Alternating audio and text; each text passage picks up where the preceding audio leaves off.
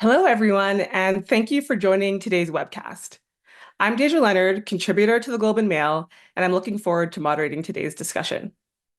Before we begin, I'd like to acknowledge that I live and work in Calgary. Calgary is in Treaty 7 territory and is a traditional land of the Blackfoot Confederacy comprised of the Siksika, the Piikani, and the Kainai First Nations. Also, the Tsuut'ina First Nation and the Stoney Nakoda, including the Chiniki, Bearspaw, and Goodstoney First Nations. The city of Calgary is also home to the Métis Nation of Alberta. I am grateful for the opportunity to live and work on this land. Today, our conversation is focused on building your personal brand at work. When approached thoughtfully, it can unlock new opportunities and aid in navigating the workplace. Today, we'll be speaking with people who have successfully developed their own professional brands. They'll provide practical advice on how you can define and communicate your unique value as your career evolves. Today's webcast is part of the Globe Women Collective, an initiative dedicated to sharing the perspectives of women in workplaces across Canada. Today's webcast is supported by Desjardins Insurance, OMERS, IB Business School, Grant Thornton, and Pay Equity Office.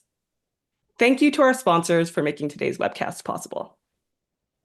We'll be taking audience questions during the last 10 minutes of today's programs, so if you have any questions for our speakers, please submit them in our virtual Q&A box. I would now like to introduce our speakers. Joining me, we have Mary Hagerman, Senior Portfolio Manager of the Mary Hagerman Group at Raymond James, Manuela Barcenas, Head of Marketing at Fellow, and Kashmira Self, former VP of Strategy and Innovation at Interac. Thank you all for joining me today. So first, I have a question for everyone. Let's get started by having you tell us about yourself as it relates to today's topic. Maybe Kashmira can start us off. Sure. So, Kashmir Self, and it's a pleasure being here with all of you today. So, thank you for having me.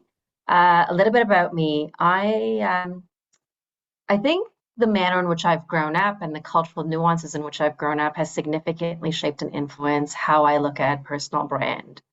I am South African born. I am South Asian, and that experience around my culture, which tends to really emphasize group orientation, interpersonal harmony, acceptance of authority, and really the importance of academic achievement. But along with that, there's also this notion of shame, and it's used as a motivator. It's a motivator that ultimately has significantly informed my behaviors, my thoughts, my actions. And that comes with a tremendous amount of responsibility because if you experience any wins and any experience any successes, ultimately they get attributed to your community. But on the flip side, if you do have some failures and things that you need to overcome, that's actually a shame for the community at large, but one that you have to bear on your own. And that over time really manifested the way I show up. It instilled in me this whole idea around, keeping your head down, doing a good job, um, ultimately letting just the work be your voice and your brand. And the reality is that simply just doesn't work here in Canada. It has been a significant journey, I'd say, for me to try and almost rewire how I look at things and how I look at my personal brand. Because a brand is just that, it's fundamentally personal. And that's primarily why, the topic today really resonated me. And I was excited to be able to contribute and share my story with all of you. Thank you, Kashmira. Yeah, Let's hear from Mary. Okay, so like Kashmir, I'd say this is a great topic. I was very excited to speak about personal brand. I became interested in creating a personal brand for myself after I wrote my book, which you see featured behind me, called The Black Belt Investor. And it embodies my investment philosophy that you can't be truly happy if you don't have a healthy relationship with money. So I wanted to get the message out there, but it wasn't clear to me, like, do I play up the fact that I'm a martial artist, a financial advisor, a woman who wants to empower women, or is it just the wealth message that should predominate? So that kind of led me on a path to really hone in to what was the primary message of my brand. And that's when I became prosperous and happy. So prosperous and happy is my brand. There's obviously more to how I came to the prosperous and happy part of things, which I'll be able to tell you as we continue on with the questions. But it took a while, and it was very it's easy to get distracted or sidetracked with sort of sub messages of who you are. But doing this deep dive into your authentic self and what is it that you offer people, especially me as a financial advisor and a portfolio manager, prosperity and happiness became my brand. And it was really easy as of that point to move forward and just keep everything prosperous and happy. Great. Thanks, Mary. Manuela? Yeah, thank you so much for having me, Deja. Hello, everyone in the audience. My name is Manuela Barcenas. I am the head of marketing at a software company in Canada called Fellow, but I am also a proud Latina from Colombia. So what Kashmira said resonated a bit with me. And the topic of personal branding resonates a lot because I believe that building a personal brand can open a lot of doors and opportunities for people. It has done so for myself, and I'm excited to share some of those examples. But I'm also very passionate about the concept of personal branding because I believe and I hope that maybe by putting myself out there, speaking at conferences, podcasts, panels like this one, I can perhaps inspire or empower other Latinas, other immigrants, other women who might be doubting that they are enough or have the skills necessary to put themselves out there. So that really drives me and motivates me. And I think it's one of the reasons why I'm so passionate about personal branding. Thanks for sharing, Manuela. And I know each of you have had, your own journey and experiences in really building that brand. So we'd love to hear, how did you each get started? What was that kind of first step or first experience that really propelled you to start with your personal brand? Mary, I see you're ready to go if you'd like to jump in. Yeah, for sure. It's just like, I could talk and talk about these things because I was and still am fascinated about the whole brand building thing. And I've been a podcast junkie for many, many years. I actually started my own podcast, which, surprise, surprise, is called The Prosperous and Happy Life. I started that 2 years ago, but it was listening to a podcast when I heard a brand building expert talk about how to build your brand. I thought, wow. And they were offering a 1 hour consultation for free to discuss your brand building. So I contacted these people and I ended up actually spending an intensive weekend in Nashville with this brand building guru who did a deep dive into my whole psyche, the message, and we did like this brain map of everything I wanted to accomplish with my brand. But first and foremost, what is the problem I'm trying to solve? And that's what he said, where the journey had to start. So in my case, it was, well, I want to help people overcome financial anxiety because money can make people unhappy. And it certainly makes a lot of people anxious. So we started from that point, and from becoming an expert in financial anxiety and working on that level, we developed the prosperous and happy brand that I've continued to work with ever since. So there's definitely professionals who can help you on this path. You don't necessarily have to go to Nashville the way I did. It was personally quite expensive, but it was fun and it was great. I got a lot out of it, but there are many teaching experiences, including this one, that can help you along the path to finding what exactly is your true authenticity, your brand, and the problem you're trying to solve. Absolutely. That sounds like quite the experience. Kashmira, would you like to speak to this question?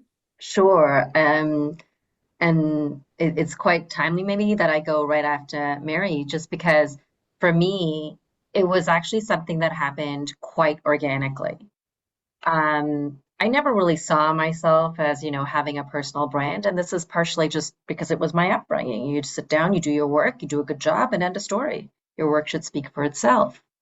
And it was not until, this is probably going back, I'd say about 10 years or so ago, when my manager, my leader at the time, just he was in a position where ultimately the work that we were doing, there were just not enough people with that level of expertise.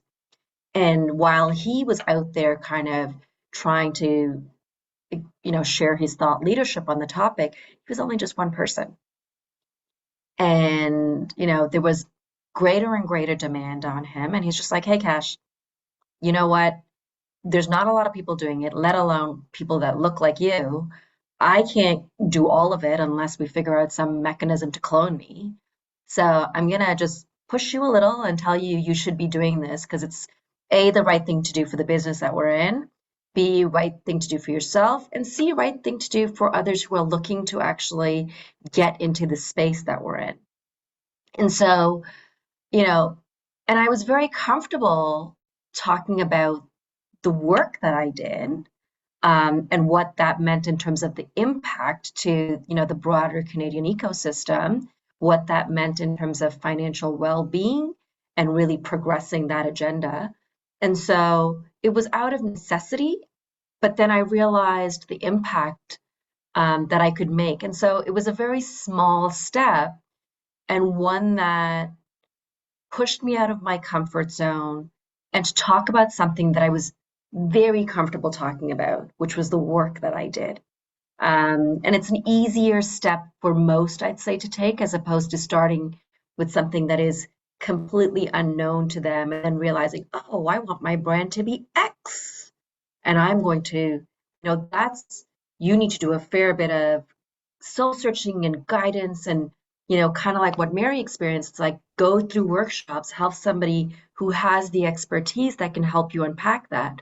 And you may not even like it. Like you may not even, appreciate that. And so this is an alternative method. And for me, it worked really well. And then from that, it just grew, changed, evolved, as as we all do. I also have changed over the last 10 years. And so you get to kind of craft your own narrative. You get to figure out what works and what doesn't work, who the audiences are that you're speaking to.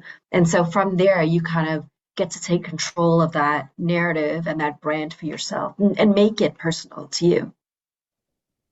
Right. Yeah, it's sounding like there's a lot of kind of self-discovery in this process, which is brings a whole nother level of kind of value outside of that personal brand piece. Manuela. Yeah, I do think there is a bit of self-awareness and self-discovery work when you want to build a personal brand that is authentic. Kashmira mentioned that if you're an expert in a certain subject, it will be easier for you to build a brand, right? Because you already know a topic so well that you're excited to write about it, that you're excited to perhaps make videos about it or post about it on social media platforms like LinkedIn. For me, because the question was about how I got started, I think it was a bit different. I didn't feel like an expert yet in the subjects that I wanted to build a brand on. So I basically picked three brand pillars that could also relate to the brand pillars of the company where I work, Fellow, because I intentionally made the decision when I joined the company that I wanted to grow my personal brand almost hand in hand with this new startup company that I was also building a brand for, right? So I was hoping both brands would like complement each other instead of conflicting. So our startup focuses on helping managers and their teams have better meetings. So I figured, okay, my personal brand has to align with that. But back then, 7 years ago, I didn't necessarily feel like an expert on the subjects of management, leadership, and meeting productivity.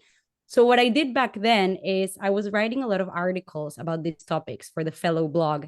And maybe this will resonate with some people in the audience because my advice that I always like to share with people who want to start their personal brand journey is write about your work, like post on LinkedIn about the things that you're already working on. So back then, I was writing articles for the Fellow blog about management and leadership. And for these articles, I was reading a lot of books that you can see here. Like all of them are like leadership, management, business books. And I was quoting them in my articles for the blog. So then what I would do is post those articles on LinkedIn, like, hey, I just wrote an article about meeting productivity or the maximum number of people you should have in a meeting, for example, with quotes from, and then I would tag the authors or even the researchers or the people that I had, discovered during my research. And I feel that slowly but surely that helped me almost like enter this space where like more people were posting about management, leadership, productivity, meetings.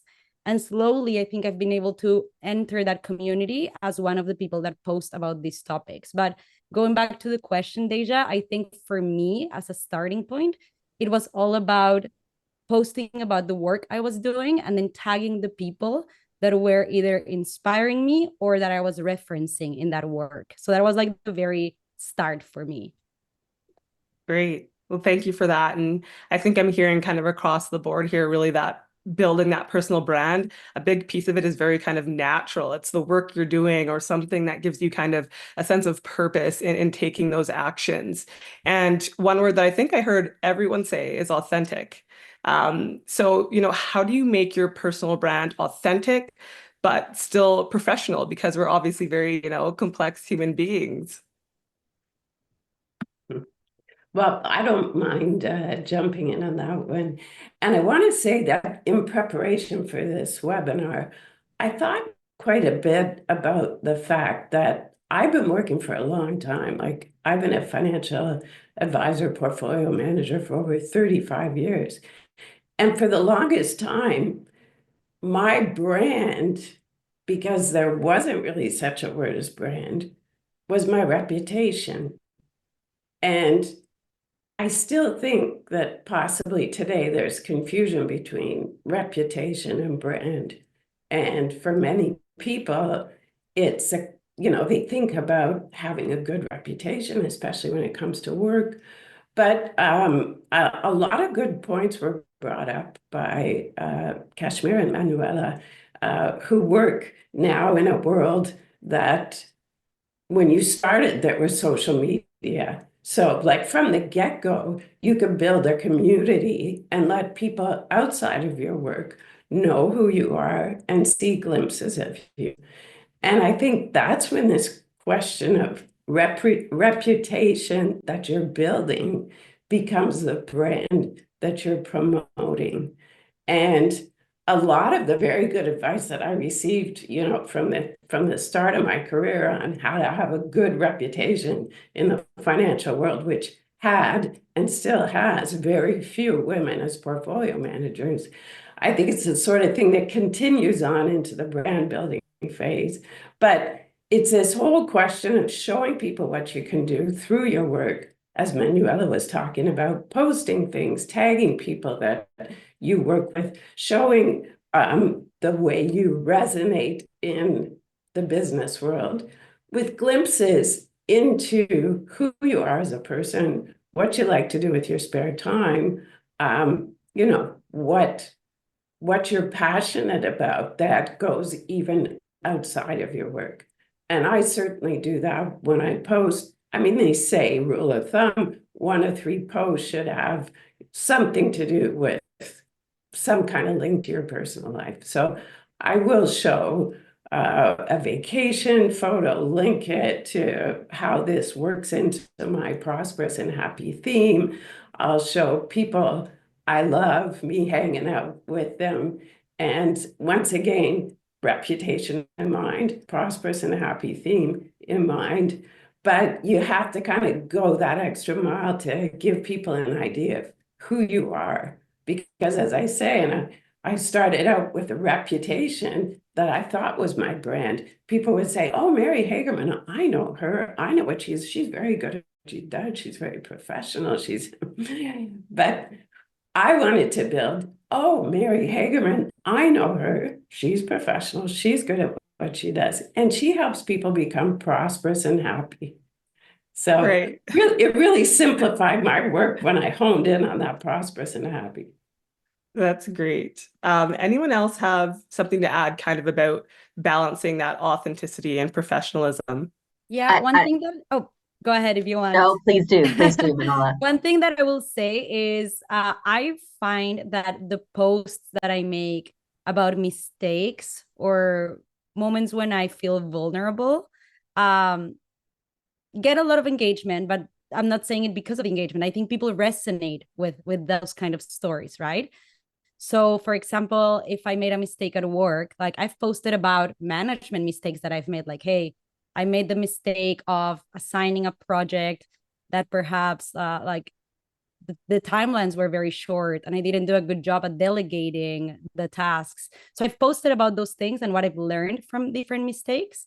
And I've also posted, I think, vulnerable posts about, for example, feeling insecure or feeling what many women call imposter syndrome in different scenarios. So, for example, I went to a conference and perhaps like I didn't feel like I belonged there for different reasons. I posted about that feeling. So I got a little vulnerable. And I think, Deja, to answer your question, that talking about mistakes, talking about emotions like imposter syndrome, and showing people that everyone has insecurities and makes mistakes can be a good way to get vulnerable or get authentic. Absolutely. It's building that trust too with people, right? We all are humans and they typically, maybe they want to learn from you and they can learn from your successes and your knowledge, but also from your mistakes. Kashmira. Sure. I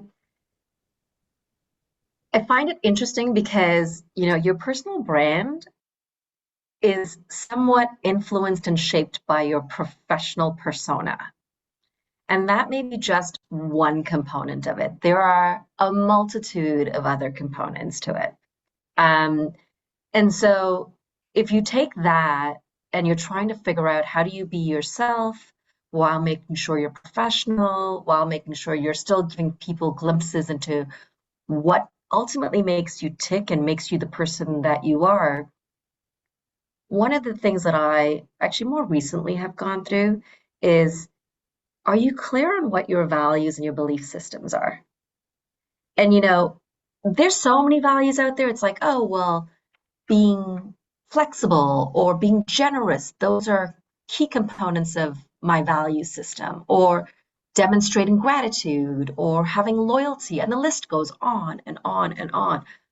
But the reality is, those may be values that are important to you because they are to most of us, but there should be really, a handful of items that are sort of your non-negotiables.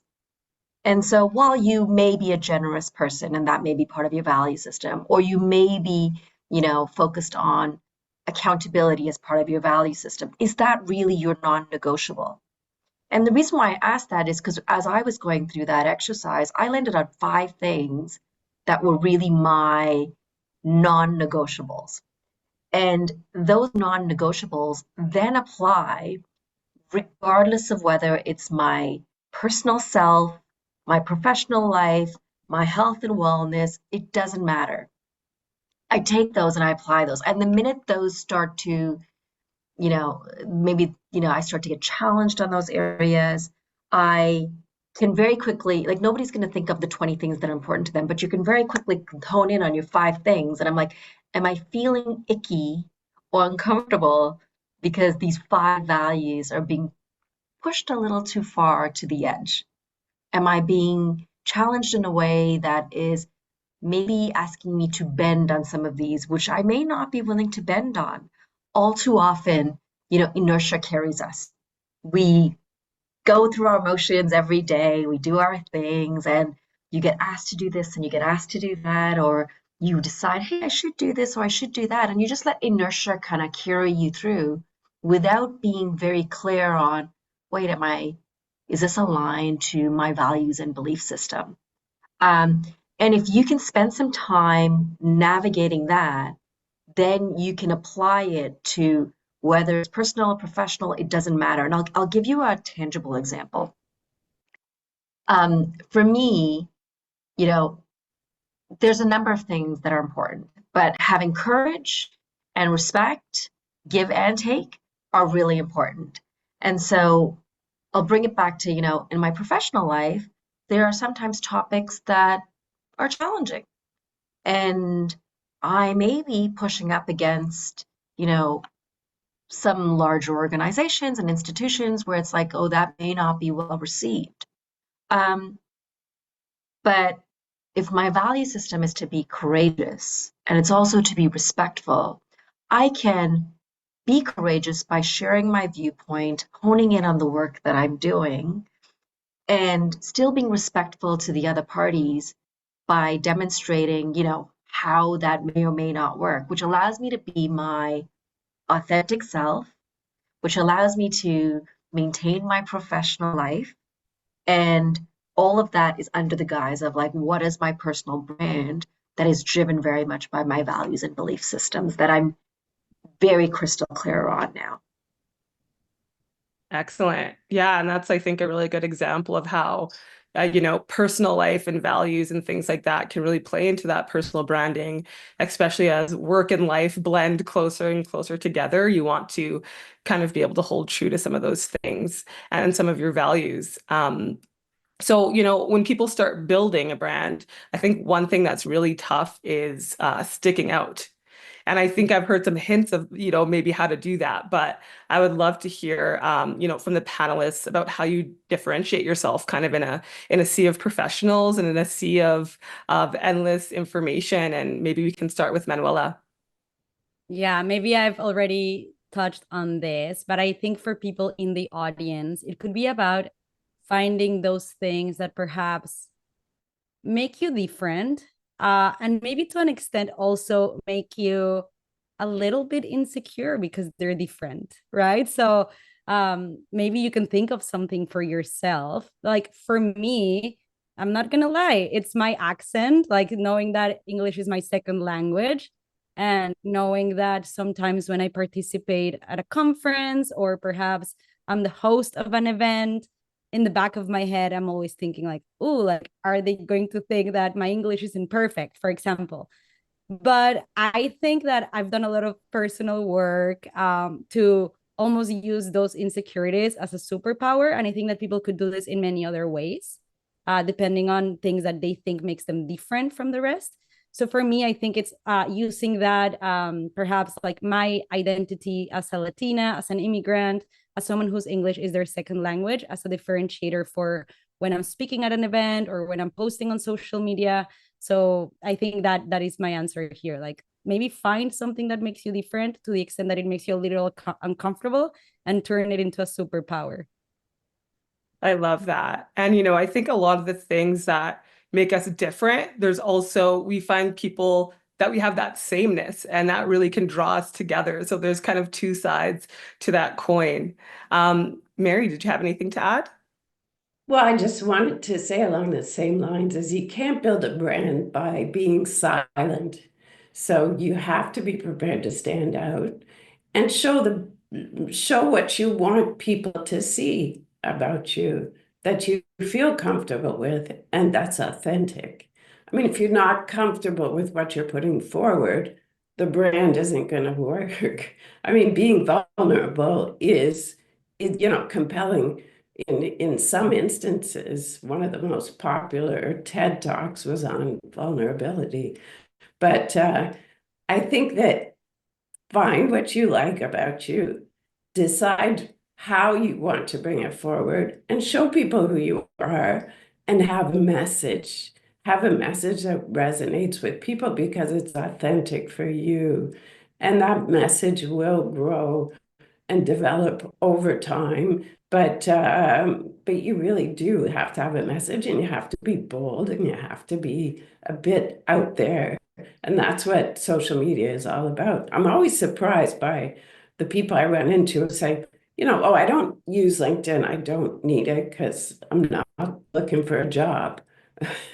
Well, it's more than just looking for a job. It's a way to let people know who you are, what you do, what you're proud of. And it's also a way to lift up the people you work with.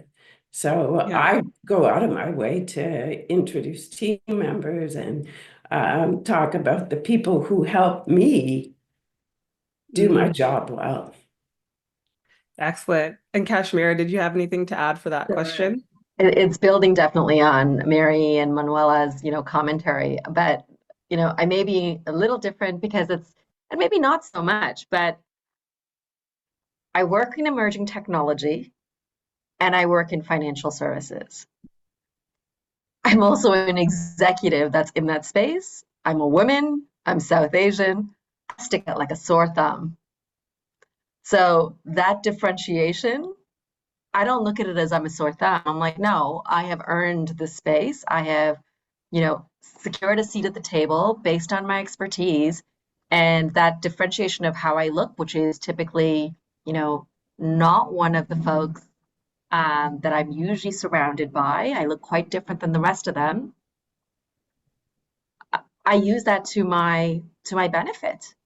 And I use it because I'm sure you've all heard the saying, you have to see it to be it. I'd like to believe that I'm that person, like the next generation of women coming up in financial services or emerging technology and say, can look at me and be like, okay, she's done it, I can do it too. And so use that as your differentiator, as it makes sense to. But it's my differentiator that's just augmented by me already having the skills in emerging technology and financial services. It's just a added piece. I think what you said about the skills and then what Mary said about knowledge is very, very important. So I think that in order to build a brand around a specific topic, we shouldn't forget that you should also be studying about that topic and be very knowledgeable about that topic, or at least continuously learning and growing and developing if you want people to know you for that, right? So it's not just about the consistency on LinkedIn or posting pictures or being vulnerable, which are all super important, which we've talked about, but it's also about studying what you want the craft or what craft you want to be known for, right? Yeah, you're truly passionate about it. I think it comes much more naturally when you're truly passionate and invested in, whatever expertise you might be showing or sharing. But kind of speaking to that, when you're talking about that posting and consistency and things like that, I'll be honest, sometimes the thought of, building, the word building a personal brand, it sounds like a lot of work. It sounds potentially, tiring. So, if we have people in the audience who've already begun building their brand, what advice would you give around maintaining that and even accelerating their personal brand over time? Well, I can step up to the plate. But so we're not talking about just using social media. I think, what Manuela has said about researching the topics that you are good at, that you want to get better at, it's showing up in places where people can see you're developing expertise. So, it could be women's groups, it could be groups associated with what it is that you're interested in, or as I said earlier, the problem you solve, because people love fixers. And if you show up on social media, it's to show, well, this is the problem I solve. and this is how I'm doing it. This is the team I work with. You comment on people who are in your field who are also possibly working on the same problems and could even be competitors, but show that you know what the playing field is for what it is that is your expertise that allows you to solve people's problems. And I think that, you just have to look. And I'm always impressed by how we can get a, this feeling just through social media that, oh, so-and-so, she's a great mushroom picker. She's always picking mushrooms. She knows her mushrooms. I'm going to reach out to her because I picked a mushroom, and so-and-so can fix computer problems. She's always talking about how she's working with different companies, and so-and-so knows dogs and grooming dogs and whatever. I mean, there's all kinds of fields, but the more you post on how you've achieved this expertise and how you're applying it in real life to solve problems, that helps you obviously build your credibility, build your brand, and then you just add in the sugar and spice of, and in addition, I do this and that, and I'm a nice person, and I'm certainly open for business.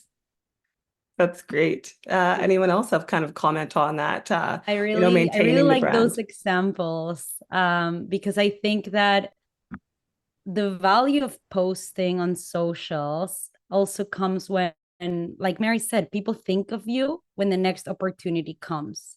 So perhaps like for me, I'll give a real life example, right? Like I post about doing talks and conferences and podcasts. So I think that meant that when a Canadian company was looking for master of ceremonies for their conference, they thought about me, probably because they had seen that I posted about participating in conferences and hosting events. So I think, Mary, that those are some really great examples to show also kind of like that ROI of posting. If we want to talk about that, it's like if you need motivation to post and start building a brand, like think about all the opportunities that could come in the future because people know you for this thing that you want to be known for. Excellent. And another question here, which I think, Manuela, you might be able to answer is, what advice do you have for employees that are worried that their employers might have an issue with them building a personal brand? Oh, this is a very good one. And I would love to hear Kashmir and Mary's thoughts on this because I think I've been very lucky to work at a startup company where this is encouraged, right? We are building a new company, and therefore, this is a brand that we're building from scratch. So I would say for employers, a motivation to let their employees build their personal brands is that when their personal brands grow, the company brand will also grow because people know and learn about the company. I mean, whoever is in the audience today now knows that a company called Fellow exists, right? Thanks to this, because I'm building a brand. So that's what I would tell employers. I would also say that there's a lot of research, marketing research, that shows that people want to buy from people and not necessarily from corporations. So in the technology and software space, we're seeing this movement where a lot of CEOs, executives, marketing teams are building their personal brands on LinkedIn because they've realized that the buyer is looking for real people they can trust and they know, or they feel like they know because of social media. So when making a buyer decision, like, should I purchase this or this tool? They think, oh, well, I know the team at Fellow, or at least I feel like I know the team at Fellow. They seem like great people on their social media platforms. They seem like they care a lot about this. So I'm going to go with this tool. So there's a lot of marketing research that shows that in 2024, the buyers are considering people and personal brands when making those buying decisions. Right. That's really interesting. It's kind of moving from like a personal strategic decision to potentially being a strategic business decision as well. Mary or Kashmira, do you want to jump in on this with your thoughts? Well, I would just say something that's particular about my business. So I'm with Raymond James, and we're an independent company, and they give us a lot of latitude to develop a brand, which is part of the reason why I moved to Raymond James almost 5 years ago. The compliance is huge in the financial services industry because they don't want you saying just anything. And when I tell people that my brand is prosperous and happy, it's not like an instant mix. Put this in your portfolio and you'll become prosperous and happy. So the things that I say, the situations that I relate to my brand are overseen by compliance. They check all of my social media accounts. They check my website. They, pretty much everything is reviewed. But yeah, I mean, they are certainly all for a healthy brand, and they know that it helps us attract future clients who are looking for someone who can solve their problem of being prosperous and happy. But the compliance hurdles, once again, in my industry are very thick, but there is a way to get over them. And I think that when your employer sees, as Manuela was saying, that the benefits of who is attracted to you and your firm by the goodwill, the information, the authenticity, and then finally the brand that you're putting out there, it's a really positive thing. Right. Yeah, that makes sense. Things might change across industries as well, and potentially having some of those safeguards in place can allow your company to feel good about that and be able to realize the value. Kashmira, did you have anything to add there? I think this is pretty basic, but what's your company's policies? Making sure you are well versed on what the organizational policies are and adhere to those. So that's probably the first one. And I think it's a pretty basic one, but none of the others covered it because it's so basic, but I'm going to say it anyways. And so I'm sure it's assumed that everybody knows this. The second one I would say is, I have a kid that's 13 years old, not on social media yet, knock on wood. But we got her a phone this year for the first time. And that came with a tremendous amount of responsibility. And the way I put it to her was, you have to be comfortable with whatever you put through this little device, that when it comes up 10 years down the road, are you going to be comfortable with what you said and what you shared? And just put that lens, on what you are sharing online. So I don't share a lot of information about my kids, but, even when I do, I'm very mindful of, what am I saying about them and how am I saying things about them? And how does this relate to my brand? But just sometimes, take a minute and just think about what you're saying before you say it online, because once it's there, it's never going to come off. Because you may delete the post, but that doesn't mean somebody else hasn't, captured what you've said, what you've shared. So just be mindful of that. And going back to your values, be respectful. Be courageous with things that you say, but also be respectful of how this may be interpreted by somebody else. Don't, what's that saying? If you can be one thing, be kind. Um, um, Take that and apply it to how you actually post online. Yeah, those are all great. Can I yeah, just Mary. add something? Because the reason I brought up compliance was exactly for those reasons. But I think it's very important that people understand the platform they're using. And certainly, like when it comes to Facebook, there's Facebook Business, there's Facebook Personal, Instagram, the same thing. You should really know what the privacy options are, what you want to use perhaps to converse with family and friends, and what you want to have for your business. So those are very important distinctions.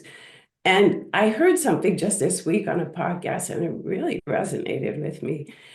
And the person said, because he had a podcast, he said, I have great grandchildren who will hear my voice and these interviews and get to know me this way, and I'll be gone. And I thought, whoa, that's true. I'm going to leave this imprint that my family I won't even know, will come to know me by. So it is forever as soon as you put it on the web. So just keep that in mind, that even if it isn't, even if you aren't thinking of neighbors or people who you don't even know, your future family is going to get to know you through social media. Wow, that's a bit of a existential thought there. It's very, very deep. And that actually kind of leads into the next question. And it's, what advice would you have for people who are hesitant to post about themselves online? And the second part of that being, how do you maintain a sense of privacy while also letting people in enough so they trust you and like you're truly building that brand? Who would like to start with that one? I think I Maybe might Manuela, because I know you Yeah, do some I think I separation. might sound a little repetitive here. I think in order like to get started, I already said like be proud of the thing. Like hopefully you enjoy the work that you're doing, perhaps the clients that you're working with, or like the content that you're producing. And I think that's a great starting point, like celebrating those things. At least for me, it has been a great way to build community and to build a brand on LinkedIn. I celebrate the things that my team is building at Fellow. If we write a case study about a great customer, I post it on LinkedIn. If I get to be on a panel like this, I post about it. So I think for me, the advice would be more like stop overthinking it. Not every post has to be perfect. Like I think it made me feel better when I heard that most of our favorite singers and artists produce hundreds of songs and we only know like a very small percentage of the songs they produce, but they get to be successful because of their consistency, right? So I think for content creation it's very similar. Like don't expect every single post to be a hit. Maybe some of your posts only your closest friends and family are liking them. But one thing that I will say about LinkedIn is that reactions do not equal impressions. So for some Mm. posts, you might have 5 likes, but the post is getting a lot of impressions because maybe people are like stopping to read. So don't get discouraged by the number of likes that your content is getting.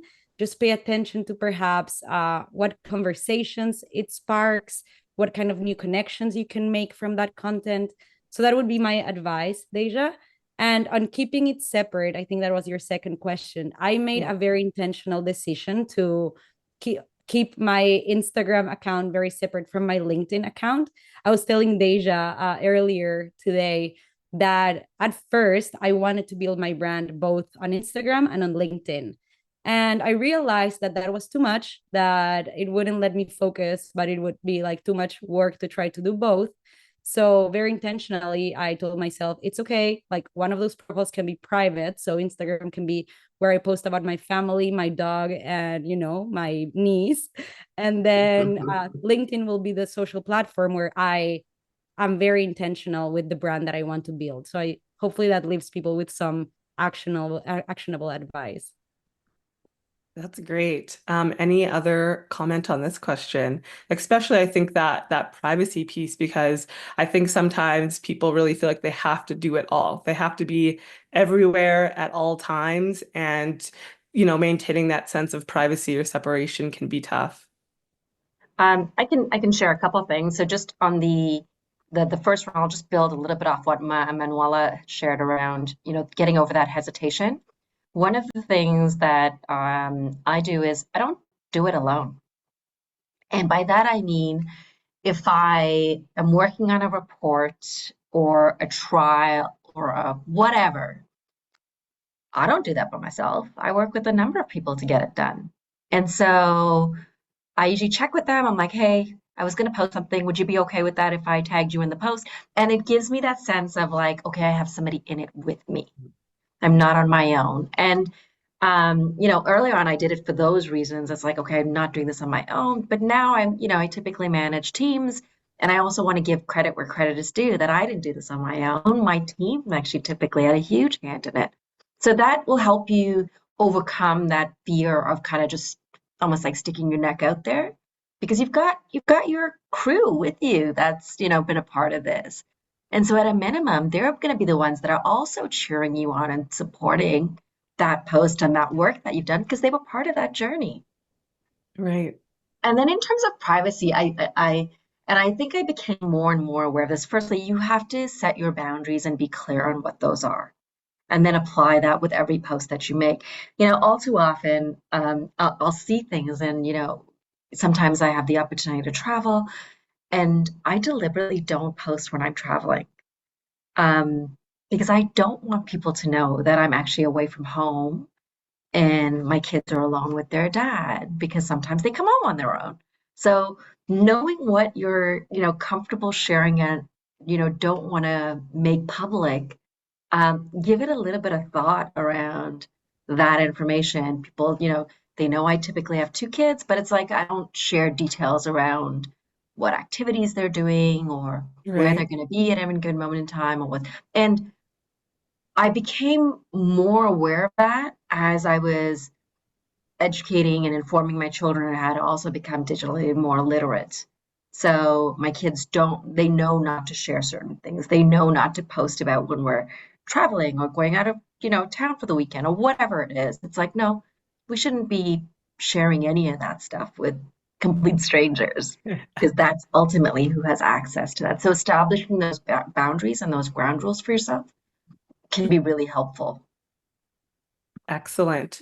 Okay, well, now I'd love to set aside some time for audience questions. We've had a lot of excellent questions come in.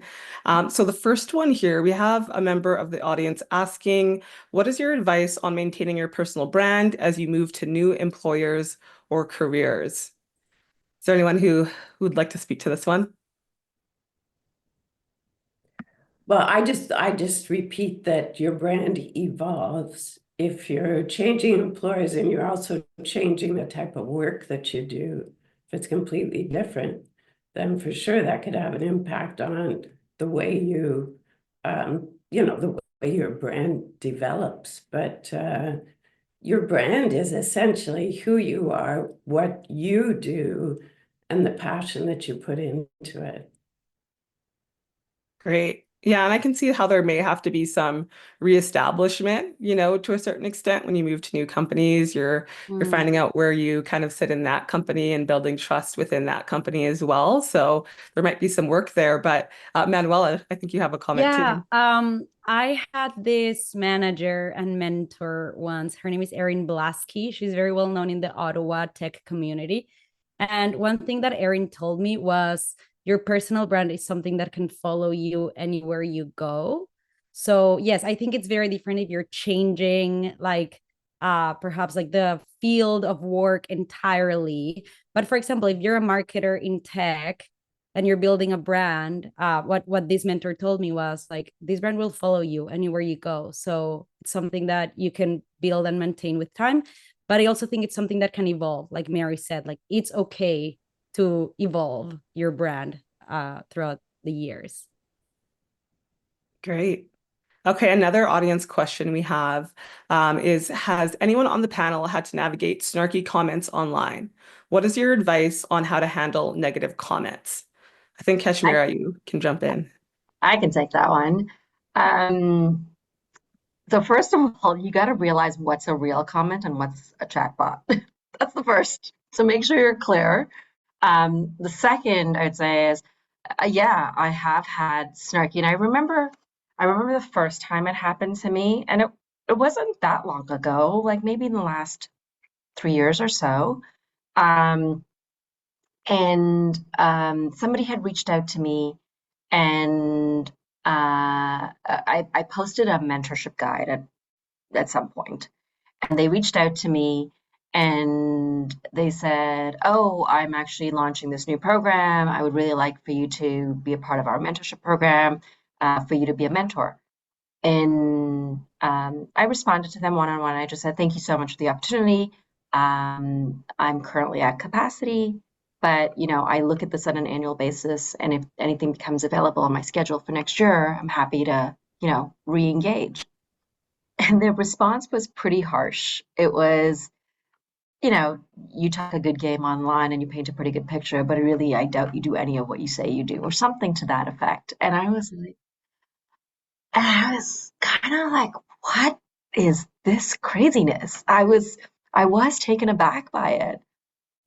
And and then I started like, they don't know what I do. They don't know I mentor 5 people a year. That's my threshold, but I only have so many hours in the day. And I started rationalizing like all the stuff and who do they think they are? That's so mean. And then I just paused. I'm like, wait, why am I doing this? They don't know anything about me. They are making a whole bunch of assumptions around who I am, what I do, and I don't know them. I don't owe them anything. Delete, report, end of story. I did not respond. I did not engage. And yeah, there's been a lot of messages like that, but I don't need to rationalize any of what I do to any of you. So Right. I that think would be my number one advice. I think not engaging is a good way to go about it. Like one that I can remember, it wasn't necessarily like something rude, but about 4 years ago, Fellow had a competitor. And it's kind of funny, but like the head of marketing followed me on Twitter and I followed them on Twitter. So I feel like it was like a healthy competition going on there between heads of marketing at both startups. And then one day the person makes a post on Twitter tagging me saying something about our content. I forget what it was because it was like 4 years ago. And I decided not to respond. Like I decided if I respond to this post, all my followers or community are going to see it. If I don't respond, like it's just going to fade and disappear. So that was my reaction as well, Kashmira. Yeah. I think those reactions, like the way you react, it impacts your personal brand and the people who are making those comments. So another question we had come in is, what is your advice for building your personal brand offline within the workplace? We've talked a lot about online and we're living in an online world, but offline, when you're in the office, what does that look like? I I can go ahead, I Manola. am happy to start here because you said within the workplace, right? And I also think this is a very interesting topic of conversation. Like a personal brand can be built on social media, but it can also be built inside of your own company. And I also think that's very important when we're talking about professional development and women in the workplace. One thing that I like to do that I've heard from many marketing mentors is marketing. So basically, I am very vocal inside of the company about things that we're building, projects that we're working on. I use channels such as our weekly town hall meeting to communicate these things. So I think that especially as a leader, I think like Kashmir and Mary were saying, it's important to advocate for your team and celebrate your team wins and what they're building, also inside of the company. So if you have those platforms, for me at Fellow, it is our town hall meeting that our CEO hosts, where everyone in the company has the opportunity to add talking points and celebrate what they're building. I'm very intentional about every week bringing up something that the marketing team is doing, celebrating it, so everyone else in the company can see. So I think that's a way to also build a personal brand inside of your own company. One of many, I think. Great example. I think, Kashmira, we have time for one more comment on that. Sure. I would say you need to be clear on what your outcome is that you're looking to achieve. And then based on the outcome you're looking to achieve, kind of work that backward of like, okay, then who's the audience that I need to engage? And then how do I actually drive that engagement to establish that brand with them and that reputation with them, which I know are separate, but it's like, how do I do that? But if you're not clear on what the outcome is that you're looking to achieve, could kind of do a little bit of like a spin, doing all sorts of things that doesn't get you the results. So just be clear on that upfront. Yeah. One quick thought on clarity is like sticking to your word, right? Internally, if you want to build a personal brand at your company, like do what you said you would do. And then people will, I mean, if you're trying to build that brand of being someone who is accountable. Right. Yeah. And it's kind of those values that Kashmira was speaking about as well. But it looks like we have to leave it there. On behalf of the Globe and Mail, I would like to thank Manuela, Kashmira, and Mary for joining us today. I would also like to thank everyone in the audience for attending and for all of the really excellent questions. And thank you to Desjardins Insurance, OMERS, Ivy Business School, Grant Thornton, and Pay Equity Office for supporting today's webcast. We'll be sharing the link of the recorded webcast in about a week. Thank you again, everyone, and enjoy the rest of your day.